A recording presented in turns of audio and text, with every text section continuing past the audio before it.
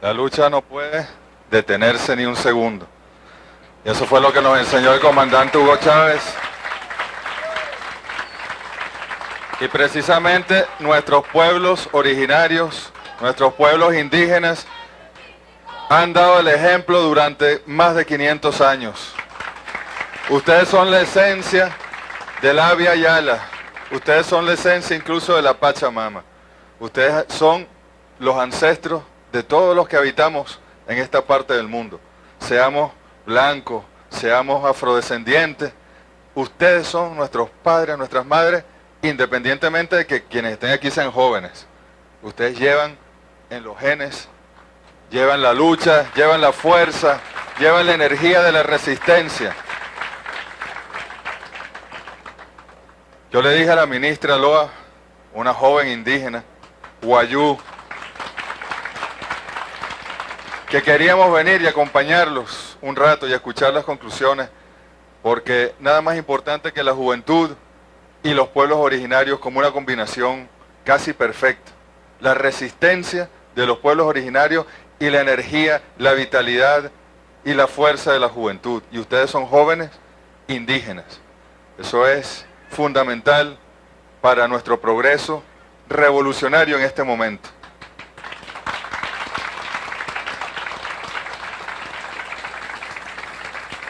Y además es importante que estos jóvenes indígenas participen en todos los foros de la juventud en el continente, desde Alaska hasta la Patagonia, porque es importante que se mantengan también unidos no solo como pueblos originarios, sino como jóvenes.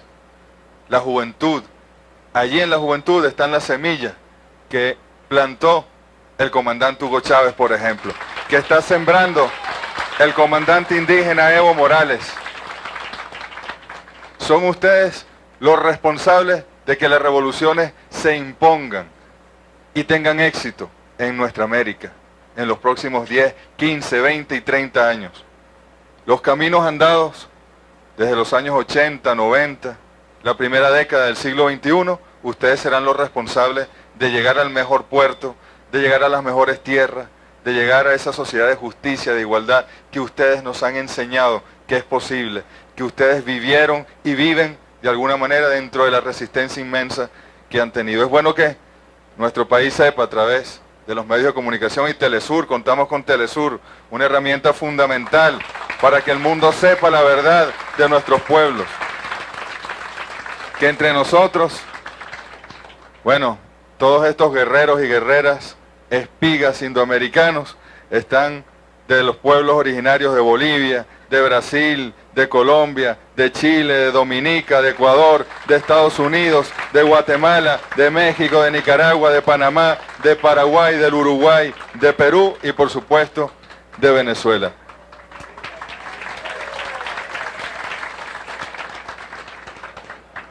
Y Honduras está aquí también, no está en la lista que me dieron.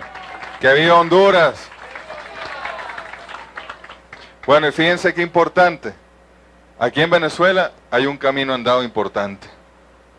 Precisamente porque llegó Chávez, porque llegó la revolución bolivariana, porque llegó el reivindicador de los indígenas. El comandante Chávez contaba cómo cuando él vivía en el Orza, por ahí pasaban los cuivas, él decía, ¿no? Y entonces a algunos criollos les tenían miedo y se escondían. Mientras que el comandante Chávez salió y los abordó y les preguntó qué necesitan o qué necesito yo que ustedes me puedan dar a mí, cómo podemos trabajar en conjunto, cómo podemos construir la patria en conjunto.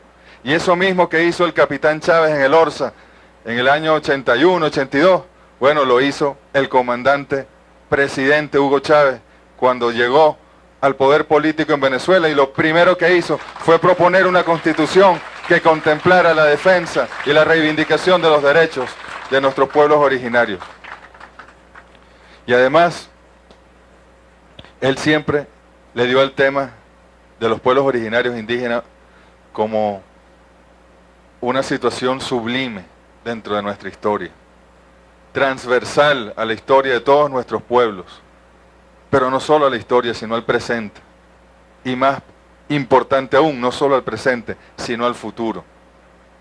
Ustedes nos han dado lecciones históricamente, los pueblos indígenas. Y ahora tenemos nosotros que construir nuestro futuro a partir de esas lecciones que ustedes nos han dado. Nosotros estamos proponiendo el socialismo. Socialismo indo-afroamericano, por ejemplo. Podemos ponerle cualquier nombre. Socialismo del siglo XXI. Ese socialismo, y el gobierno en Bolivia es gran ejemplo de ello, tiene que sustentarse sobre las bases de la cultura indígena en este continente.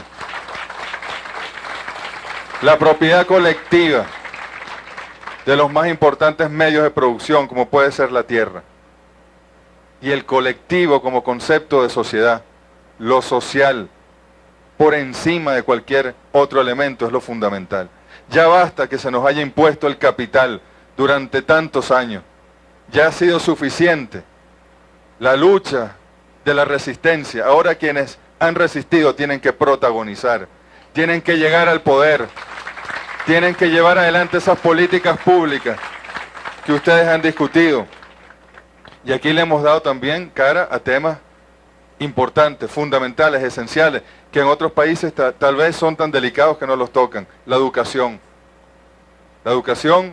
multicultural, la educación indígena.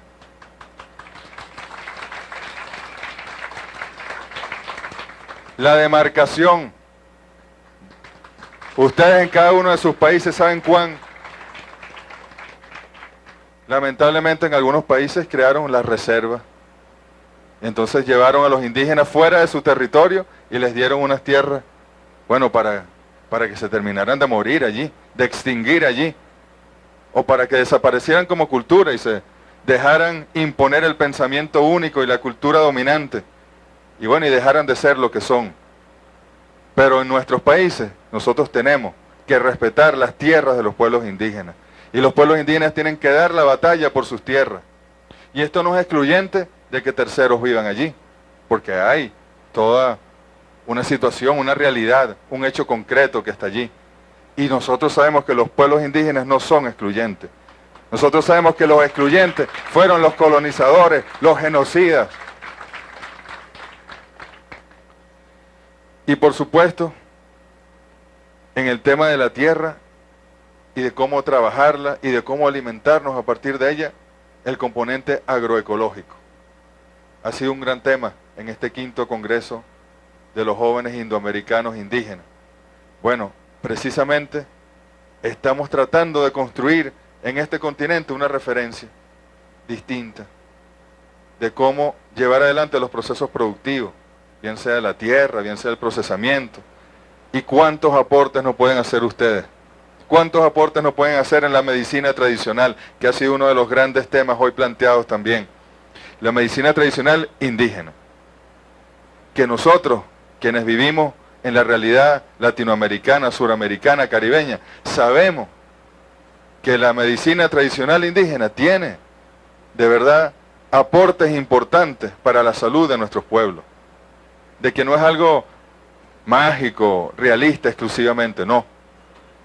Ahí está la verdad. Y hay que hacer muchos estudios científicos para comprobar y demostrar. Y por eso ustedes proponen esa escuela de medicina ancestral. Ya el presidente Maduro en el estado Amazonas anunció que en el CAICET, bueno, hay que generar una vertiente de investigación de la medicina ancestral indígena para que todos los venezolanos y todos los latinoamericanos tengan acceso a esas maravillas. Ustedes incluso han llegado a hablar de un fondo latinoamericano indígena para los proyectos socioproductivos. Bueno, eso es indispensable también.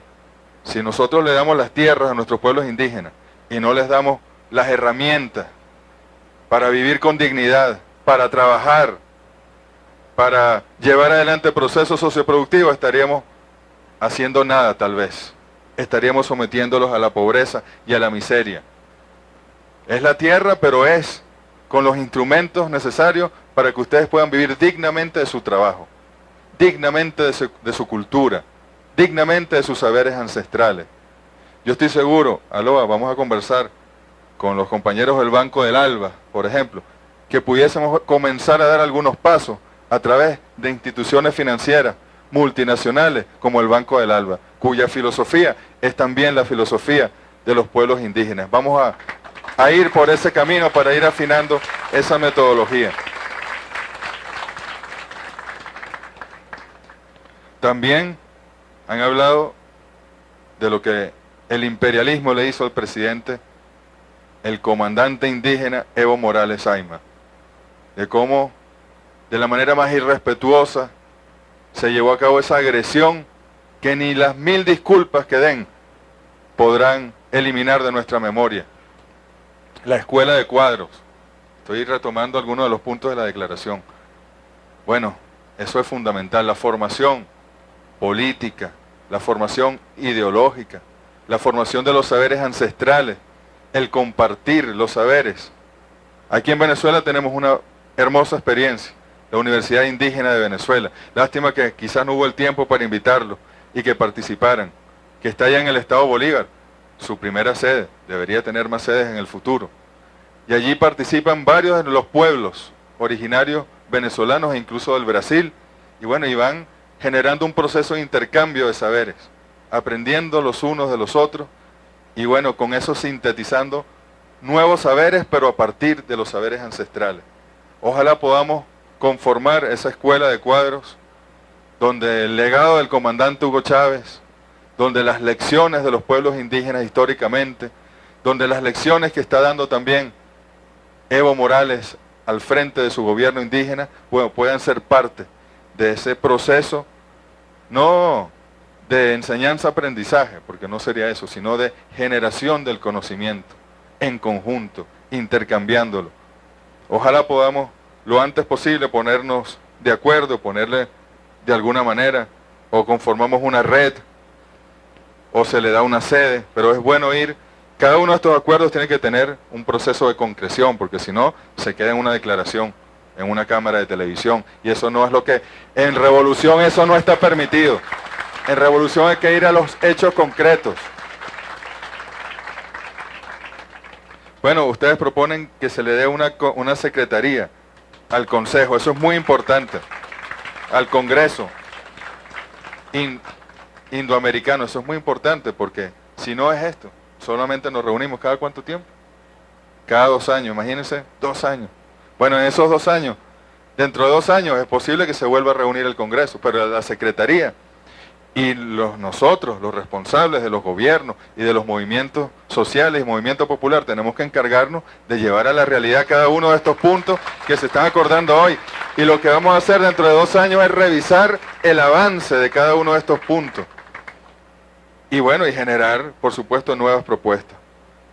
El problema del capitalismo en el planeta, el capitalismo y la madre tierra son excluyentes, no pueden existir el uno con la otra.